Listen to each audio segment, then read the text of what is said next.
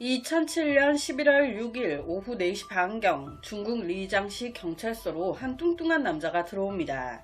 그리곤 대뜸한다는 소리가 호텔에서 여자친구를 죽였어요.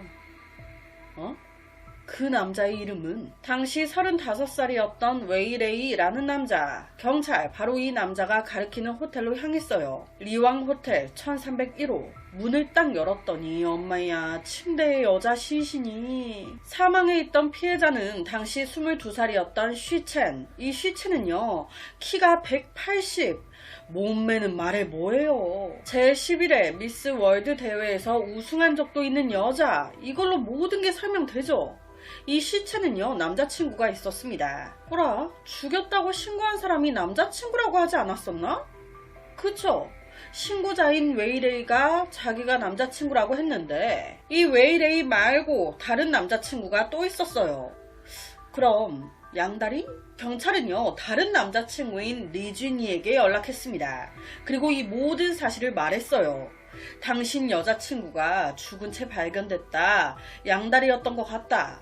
그런데 이 말을 들은 리준이 남자친구 엄청 당황해하면서 이해가 안 된다고 말합니다. 이 남자친구 왈, 자기와 쉬첸의 사이 아무 문제 없었다는 거예요. 평소 모델 일을 해왔던 쉬첸, 다른 지역으로 출장이 많았대요. 이번 일 역시도 쉬첸이 그랬다는 거예요. 자기야, 나 리장에 여행사진 찍으러 가게 됐어. 리장의 한 사장이 민속 의상실을 열었나봐. 거기 사장이 돈 얼마 준다고 자기 가게 홍보 사진을 찍어달래. 얼른 가서 일하고 올게. 그 민속 의상실 사장이 누구? 웨이레이였습니다. 여튼 그래서 11월 3일 아침 리진이, 이 남자친구가 쉬첸을 기차역까지 바래다 줬었다는 거예요. 잘 갔다 오라고. 확인 결과 촬영하는 내내 쉬첸, 남자친구인 리진이와 이 남자친구와 문자를 나눈 게 확인됐습니다. 그 문자 내용 중에 이런 게 있었어요. 자기야, 여기 사장님이 되게 잘해주신다? 11월 3일 쉬첸이 떠났어요. 11월 4일 저녁까지도 둘이 통화를 했대요. 그런데 이 이후부터 연락이 안 돼. 부검 결과 그녀의 사망 사인은 질식사였습니다. 사망 추정 시간은 11월 5일 새벽 3시경으로 추정돼요. 여기서 집중해야 할 건 이 쉬첸 사망 직전 2번의 성관계를 가졌었네. 실제로 호텔 객실 내 쓰레기통에서 콘돔이 발견됐습니다. 그리고 그녀의 질 분비물에서 한 남자의 DNA가 나왔습니다. 누구의 DNA? 남자친구라고 주장하는 웨이레이의 DNA. 아니, 본래 남자친구가 있었다는데 그 남자와 촬영하는 내내 연락을 주고받은 것도 확인됐고, 문자 내용이나 이런 걸 봐도 이 리진위라는 남자친구가 진짜 남자친구인 것 같은데, 지 말로는 웨이레이 자기도 남자친구래요. 이거 뭐지? 그리고 쉬첸이 죽기 직전 웨이레이와 2번의 성관계? 성관계하고 그럼 웨이레이가 바로 죽였다는 건데 왜? 여자친구라며. 분명 쉬첸 일을 하러 떠나기 전 남자친구인 리진이에게 이렇게 말했습니다. 민속 의상실 사장님에게 일이 들어왔다고. 즉, 그녀를 고용한 사람이 웨이레이였던 건데 둘 사이에 그날 무슨 일이 있었던 걸까요? 호텔 CCTV를 확인한 결과 11월 3일 저녁 11시경 쉬첸과 웨이레이 둘은 리장에서 만났습니다. 하지만 이날 시간이 너무 늦어 둘은 바로 호텔 체크인했어요. 그 호텔 호실이 바로 리왕 호텔 1301호. 여기에 둘이 같이 들어가는 게 찍혀 있었습니다. 그리고 다음 날인 2007년 11월 4일 둘은 옥룡 설상과 라스하이라는 곳이 있나봐요. 여길 같이 갔습니다. 당시 이 둘을 본 목격자인 동행한 운전기사와 호텔 관리인 이 둘은요, 그날 저희가 봤을 때 쉬첸과 웨이레이 되게 친해 보였어요. 언뜻 보면 친남매처럼 보일 정도? 실제 이때 쉬첸이 자기 남자친구한테도 이렇게 문자를 보내요. 웨이레이 굉장히 좋은 사람인 것 같다고. 여기 사장님이 날 자기 여동생 삼고 싶다고 했다고. 11월 4일 저녁 둘은 밖에서 저녁까지 다 먹고 한 저녁 10시쯤 호텔로 다시 돌아와요. 둘이 같이. 자, 호텔방 안에는 CCTV가 없어요. 그래서 무슨 일이 어떻게 일어났는지 정확하게 확인이 불가능합니다.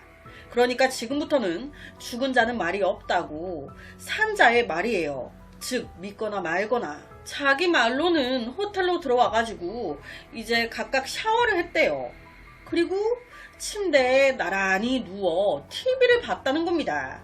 그러다가 이런저런 얘기를 하기 시작했는데 이야기를 하다 보니까 흐름이 점점 서로의 첫 성관계에 대해서 물어보기 시작하고 어떻게 해야 더 좋은지 막 이런 얘기, 성에 관련된. 그러면서 자연스럽게 분위기가 약간 멜랑콜리하게 바뀌기 시작하더니 쉬첸이 먼저 갑자기 자기 위로 올라탔다는 거예요. 속옷 하나 걸치지 않은 알몸 상태로. 자기도 팬티 하나 입었는데 그렇게 자연스럽게 분위기가 이제 그렇게 됐고 성관계를 하게 됐다는 겁니다. 콘돔은 그 호텔방 안에 있었대요. 그걸 가져다 쓴 거였다. 2개 있어서 2번 했다. 그렇게 열정적으로 할 거 다 하고 이제 둘이 딱 누워 다시 이런저런 얘기를 하는데 여기서부터가 어이가 없어요. 지 말로는 할 거 다 하고 딱 누워 각자의 삶에 대해 얘기를 하기 시작하는데 이때 갑자기 쉬첸이 내 삶은 너무 우울해요. 아무 의미가 없어. 왜 사는지 모르겠어요. 왜 이래? 당신은 사는 게 재밌어요? 당신도 재미없죠. 이런 세상 살아 뭐해요. 그쵸? 이참에 우리 같이 죽을래요? 와, 할 거 다 하고 누워서 이런 얘기를 했다는 겁니다. 그래서 이때 자기도 당황했대요. 에? 같이 죽자고요?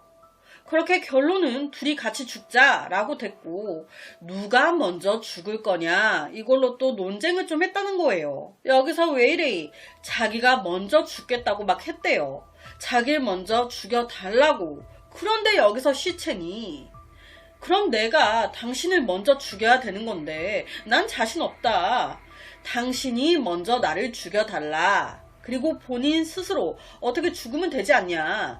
난 당신을 죽일 힘이 안 된다. 그래서 어쩔 수 없이 본인이 먼저 쉬첸 몸 위에 올라타 목을 졸라 죽였다는 겁니다.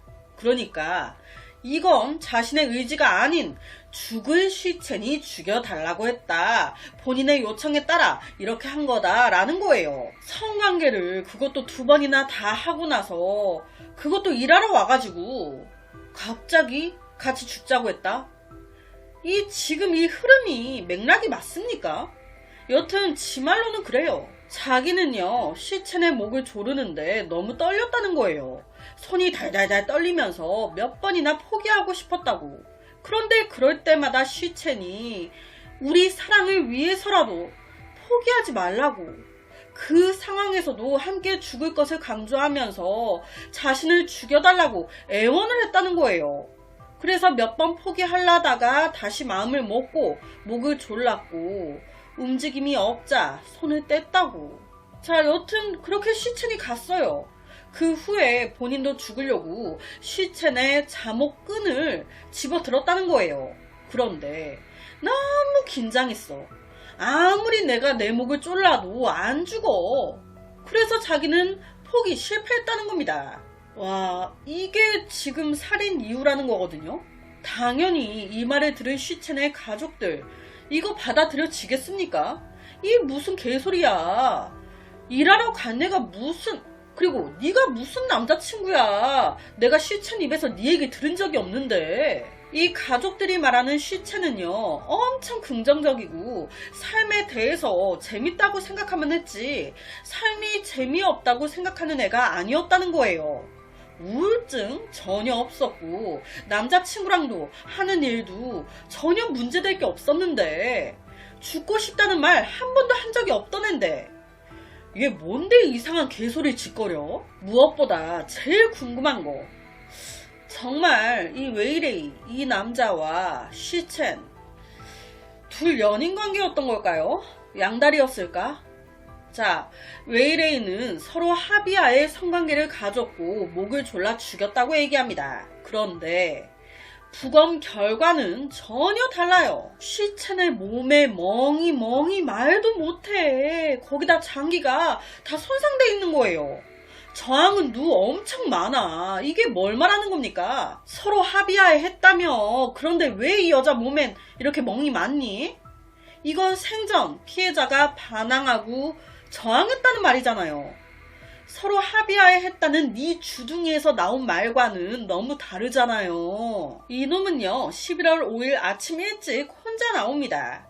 자신의 가방이나 카메라, 물품들을 챙겨 나오면서 호텔 프론트에 1301호는 청소 안 해도 돼요 라고 말해요.